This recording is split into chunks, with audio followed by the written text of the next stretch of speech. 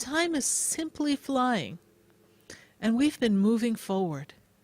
And the precious part of each day is that moment you open your eyes and you recognize it's a brand new day. But what do you do with your day? Do you look at your day as a new and great opportunity, or do you consider yourself someone who's not getting anywhere, feeling stuck, stagnant? Are you feeling blocked? Are things not moving? You know, time, it's been passing by so very quickly. But our goals, our desires, somehow they don't seem to come to us as quickly as the time flies. Maybe we notice that time flies by and we don't really have what we want yet. So we have to ask ourselves, where is there resistance? Where are you resisting the creation of the life that you want? What are you holding on to of the past? How are you not allowing yourself, giving yourself permission to really step into what God has for you? We all have those doubts, those second thoughts, those feelings inside that maybe I'm not good enough, I'm not worthy. Maybe I can't do it. Maybe I'm not smart enough. But there's a burning desire inside of each of us. That is a fire that is ignited the minute we say, this is what I want.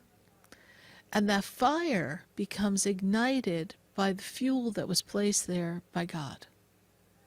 So when you want something, it's something you feel inside you really want. Be it a relationship, be it a job opportunity, be it a new home, be it some peace of mind, be it better relationships with friends, perhaps a promotion, maybe a business, good health, whatever you ask for. The universe is lining up all the storylines that'll match what you desire. So if it's that simple, you may say, then why doesn't it happen? First of all, most of us are caught in a wobble.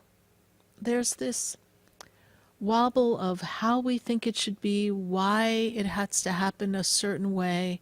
There's this wobble of indecision. I think I want it, but I don't know.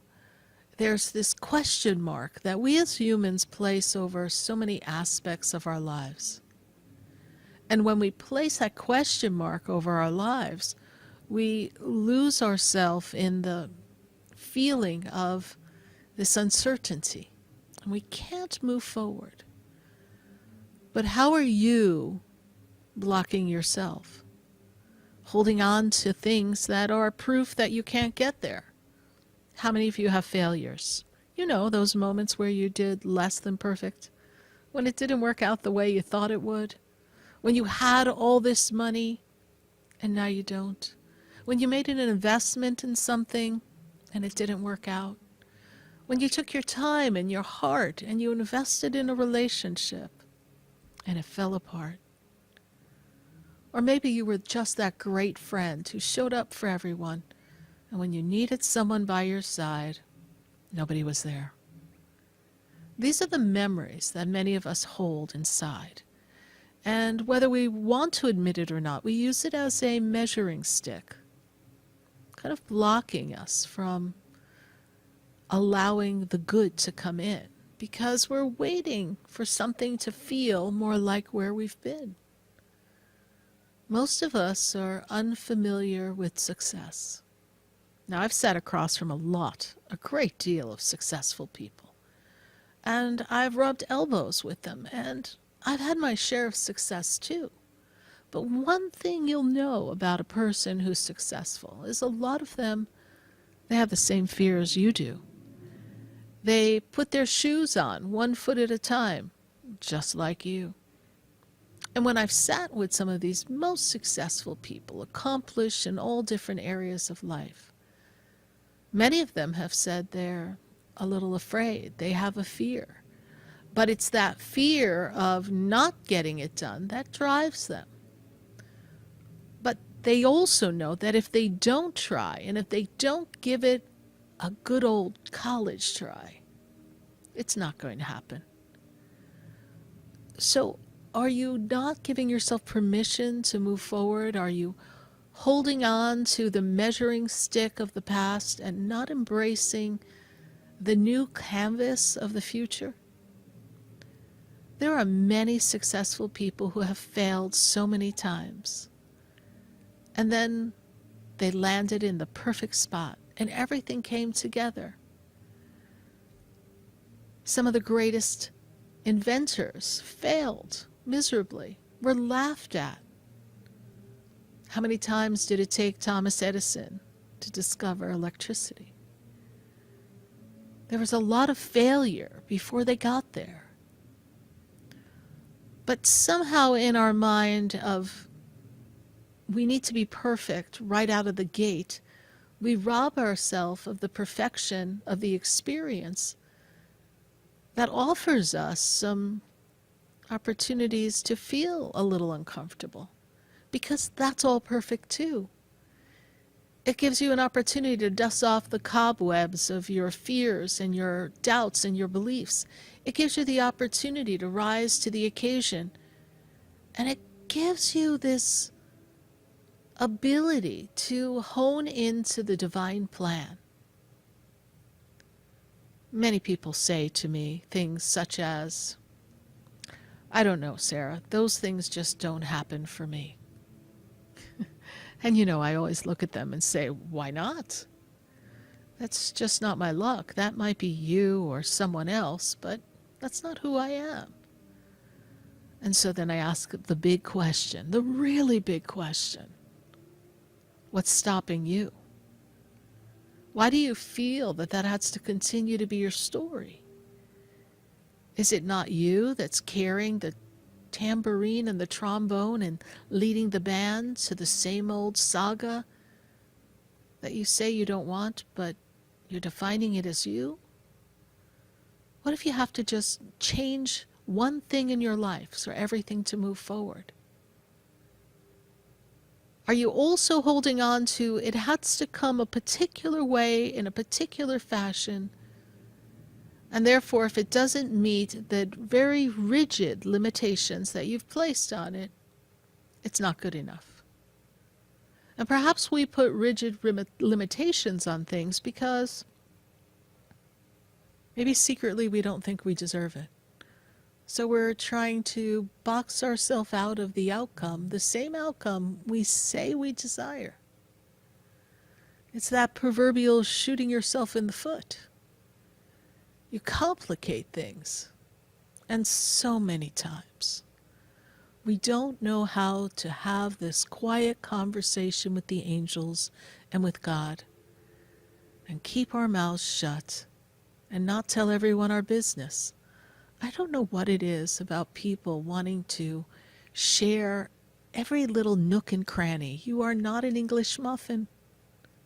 You are this beautiful being that can rise to any occasion and truly, truly embrace the magnificence that's you. But we've got to put everybody in our business. And depending on who you're sharing it with, and perhaps you are bred of the same mindset, they'll most certainly enhance your doubts. They'll most certainly tell you all the things that could go wrong. They'll most certainly give you their opinion. And thus you create resistance. I don't tell anyone what I'm about to do. May annoy people, but it's not that I don't trust them. I just know within my being that I've got a separate conversation, a secret conversation that's going on between me and God. And that's the conversation I need to pay attention to. Even though I have a lot of things that come at me in the course of the day, I just go into my quiet zone and then I listen. I listen to the silence. Most of you can't do that, can you? I could sit in a house of silence and just hear the silence, not a thought in my head. Some days I think it's because I get to talk and think all day for everyone, that maybe I need that. But I love the sound of silence, because it's in the sound of silence that I step out of my own mind. I step out of all the stories that are associated with the day, the week, the year. I step out of my own personal insecurities and my own things that I'm navigating and using as my building blocks to greatness. All those little issues that may pop up, I'm using them to align with silence so I could find a different outcome. So I can truly feel the essence of what there really is in the universe for me. And then I wait.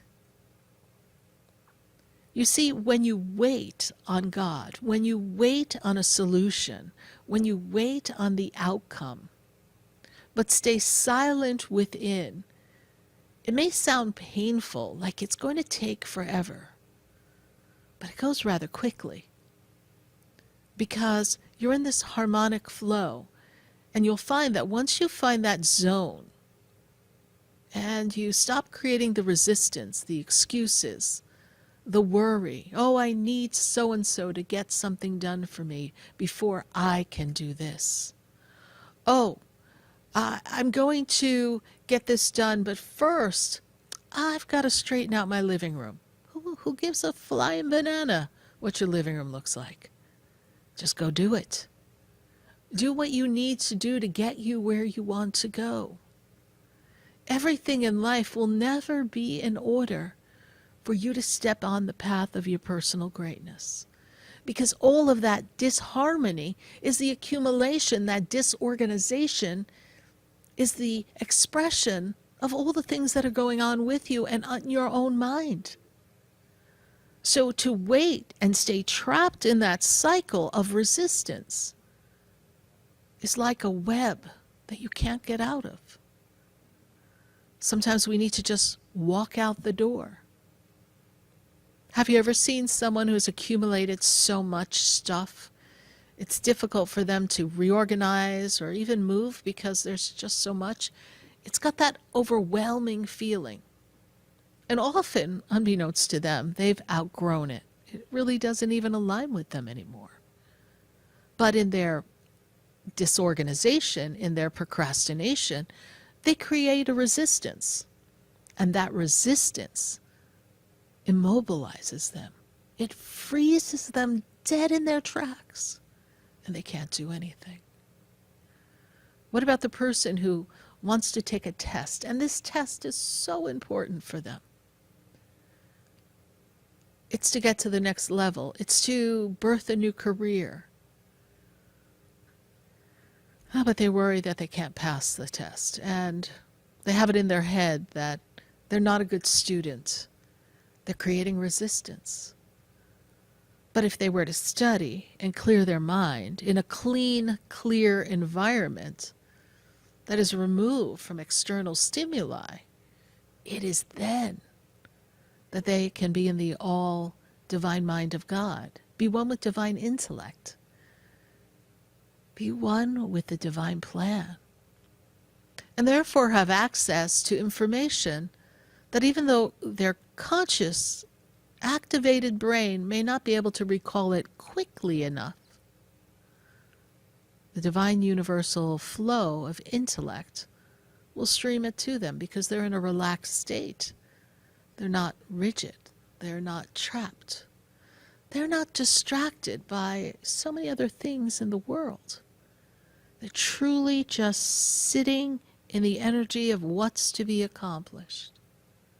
Have you ever noticed that when you needed to do something that you procrastinated or didn't find the time, make the room, whatever your story is, that once you finally sat down to do it, it is then that it all clicks?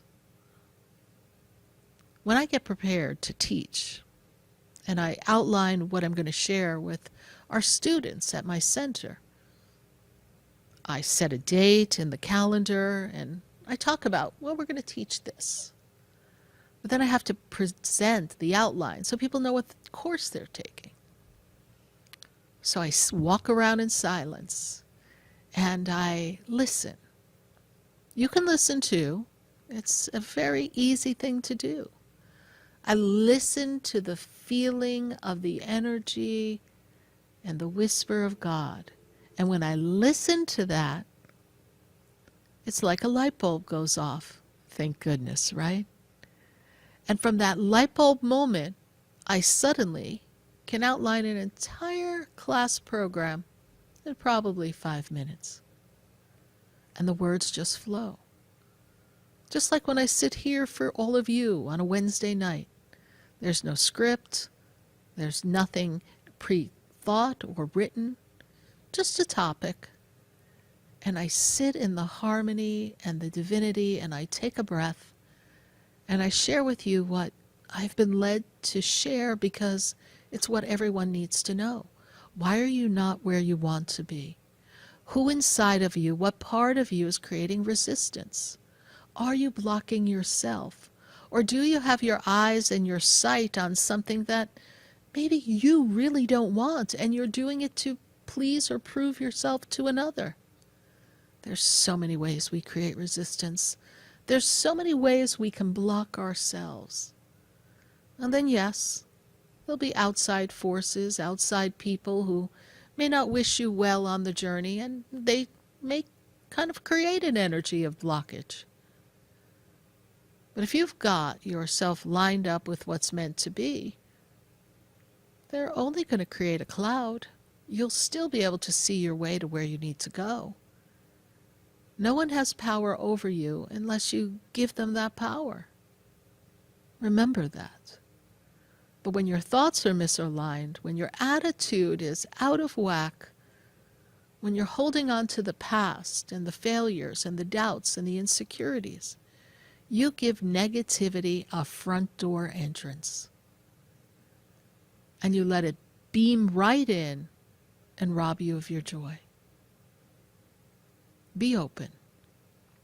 Listen to your inner guidance and still that monkey mind, because the human chatter, it has the power to make you crazy. So find the stillness, find the joy, and find their love. And know that you can do anything you set your mind to, as long as you feel it in the energy.